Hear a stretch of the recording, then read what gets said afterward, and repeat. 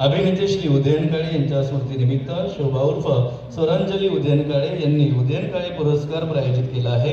श्री उदयन काळे यांनी मराठी संगीत रंगभूमीवर अनेक संगीत भूमिका सादर करून ती नाटकं गाजवलेली आहेत। संगीत मानपमान नाटकातला धैर्यधर, संगीत सौभद्र आणि स्वयंवर नाटकातील कृष्ण, संगीत संशय कल्लोळ नाटकातील अश्विन शेठ यासारख्या अभिजात संगीत नाटकातील भूमिकांबरोबरच नंतरच्या काळातील संगीत मत्स्यगंधा नाटकातील पराशर, लावणी भुलली अभंगाला या नाटकातील निळोबा या वेगळ्या ढंगांच्या भूमिकांनी त्यांनी समर्थपणे साकार केलेले आहे।